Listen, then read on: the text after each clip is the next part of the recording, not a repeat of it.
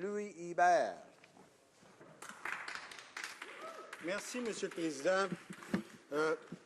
Ce soir, je me lève parce que, plus tôt, quelques mois auparavant, j'ai posé une question à la nouvelle ministre responsable du Pont de Québec pour voir si elle amènerait une nouvelle dynamique autour du problème que nous avons à Québec avec ce pont.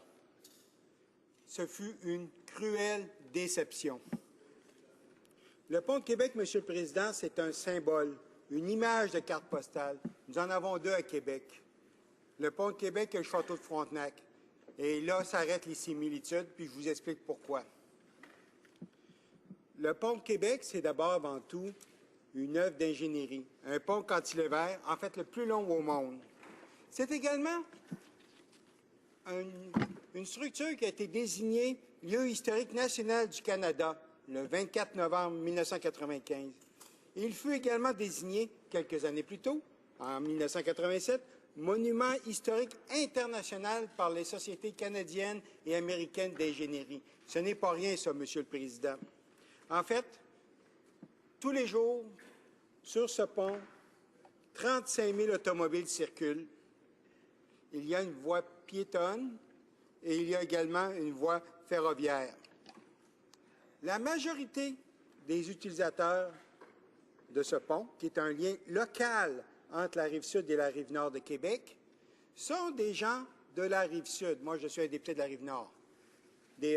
Ce sont des gens des circonscriptions de Lévis-Bellechasse et de Lotbinière-Chaudière. Comme par hasard, deux circonscriptions conservatrices. Monsieur le Président, je n'ai jamais entendu leur voix concernant le pont, concernant la nécessité de l'entretenir. Je ne les ai jamais entendus défendre les intérêts de leurs citoyens. En fait, ils nagent à contre-courant de l'opinion publique de la région de Québec et je le regrette bien sincèrement. Vous savez, Monsieur le Président, il y a eu plusieurs études par rapport aux besoins d'entretien. Évidemment, il y a eu le rapport Delcan en 2008 qui disait que si on ne faisait pas attention, un jour, on aurait des problèmes. Ces derniers jours, le gouvernement du Québec a publié une étude sur le tablier du pont et il y a des travaux majeurs à faire sur le tablier. Beaucoup de rouille.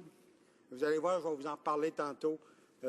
Et ça m'inquiète, Monsieur le Président. Ça m'inquiète parce que ça fait 9 ans qu'on parle de procédure judiciaire. Ça fait 9 ans qu'on ne fait rien et le pont se dégrade tout le temps. En fait, les conservateurs dans ce dossier-là, ça fait penser un peu au F-35. Hein? Et ils ont tellement voulu imiter les libéraux que déjà, ils ont réussi à les surpasser. Laissez-moi finir cette première partie, Monsieur le Président, en vous rappelant, en 2005, devant la Chambre de commerce de Québec, le premier ministre, le futur premier ministre à l'époque, parce que nous étions en campagne électorale, il se moquait d'un ministre des Transports libéral qui s'appelait Jean Lepierre, et il lui disait qu'il n'était même pas capable de peinturer un pont et qu'à l'élection, il lui retirerait le pinceau. Là, le problème, Monsieur le Président, il a perdu le pinceau parce que depuis 9 ans, il ne s'est rien passé. C'est un peu, Monsieur le Président, comme si vous aviez, demain matin, vous alliez chez un concessionnaire automobile, vous voulez acheter une voiture neuve et le concessionnaire vous en présente une neuve, rutilante, mais pas de peinture. Ma question à vous, Monsieur le Président, est-ce que vous achèteriez cette automobile sans peinture, même si elle est neuve? Le feriez-vous? Moi, je suis persuadé que vous ne le feriez pas. Donc, une question qui se pose, c'est, même si ça a duré, depuis 9 ans, on a dépensé 400 000 $ en frais juridiques. Combien de temps durera le procès et combien de dollars en frais juridiques ça coûtera? Merci. L'honorable secrétaire parlementaire de la ministre du Transport. Merci, Monsieur le Président. Je suis heureux d'avoir la possibilité de parler à la Chambre du Pont de Québec. Le Pont de Québec est une structure impressionnante d'importance historique et un endroit proéminent dans la communauté. Le Pont de Québec est un lien essentiel pour le transport. Les trains du CN et de VIA utilisent ces rails de façon régulière et des milliers de véhicules le traversent dans les deux sens tous les jours. À ce titre, le Pont de Québec appuie l'économie locale et nationale et contribue également à la vitalité sociale de la région. Je voudrais situer brièvement mes commentaires dans leur contexte. Dans les années 80 et 90, le gouvernement du Canada s'est départi de divers actifs de transport pour se retirer de la gestion directe et de la propriété des services de transport. Dans ce contexte, et juste avant la privatisation du CN en 1993, le gouvernement du Canada et le CN ont convenu de transférer un certain nombre de propriétés ferroviaires au CN pour la somme d'$1. En échange contre ces biens, le CN acceptait certaines responsabilités, y compris la responsabilité du pont de Québec. En 1995, le CN est devenu propriétaire à part entière du pont de Québec et assumait la responsabilité de la sécurité, de l'exploitation et de l'entretien du pont. Le CN s'est engagé à mettre en place un programme important de maintien pour le pont.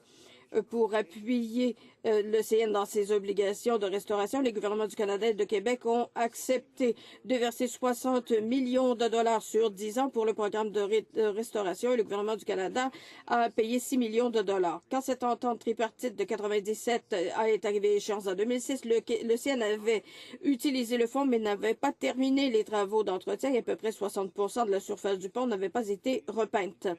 Ces travaux devaient être finis dans le cadre de l'accord de 1997. Malgré plusieurs mois de négociations avec le CN pour qu'on complète la restauration, les travaux de peinture n'étaient pas terminés et le gouvernement du Canada a lancé des poursuites judiciaires en 2006.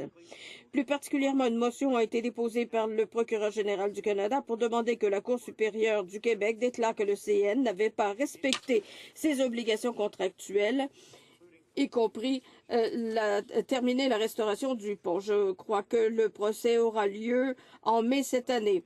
Je voudrais répéter que le pont du Québec appartient au CN et qu'en tient de propriétaire, c'est le CN qui doit s'occuper de la restauration, de l'exploitation, de la sécurité et de l'entretien du pont de Québec. Les poursuites entreprises par le gouvernement du Canada visent à ce que le CN respecte ses responsabilités comme propriétaire du pont et à protéger les contribuables. Notre gouvernement reconnaît l'importance pour le CN de restaurer le pont de Québec et de garantir sa viabilité à long terme. Et de Louis Hébert. Monsieur le Président, je vous ai parlé brièvement d'un rapport qui a été publié ces derniers jours. C'est 515 pages. On a juste compté certains mots, combien de fois ils apparaissaient dans le rapport. Le mot rouille, 2511 fois. Le mot corrosion, 1090 fois. Le mot perforation, 834 fois dans ce rapport. Est-ce que ces chiffres inspirent confiance au ministre de la Sécurité publique? Je vous le demande, Monsieur le Président.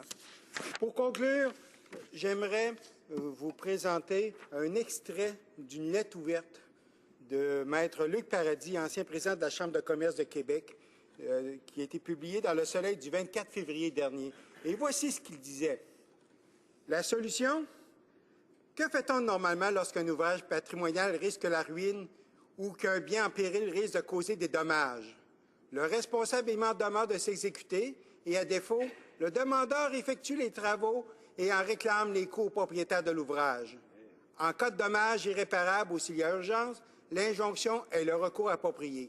Le pont ne peut attendre l'issue judiciaire en cours. C'est important, Monsieur le Président, d'avoir maintenant un rapport complet de l'état de situation et que le gouvernement prenne action. Merci, Monsieur le Président. Honorable secrétaire parlementaire. Merci, Monsieur le Président. Je veux dire les choses clairement aux députés. Le CN est propriétaire du pont. C'est le CN qui en est responsable. Le pouvoir du gouvernement fédéral porte sur l'inspection des rails qui se trouvent sur le pont. Nous avons respecté notre obligation. Les rails sont en bon état. C'est la province qui est chargée d'examiner la partie routière du pont et s'en est occupée. Mais disons les choses ce qu'elles sont. En critiquant la dépense en frais juridiques, cela veut dire que le député absoudrait le CN de ses responsabilités. Nous allons défendre les contribuables et nous assurer que le CN respecte ses obligations.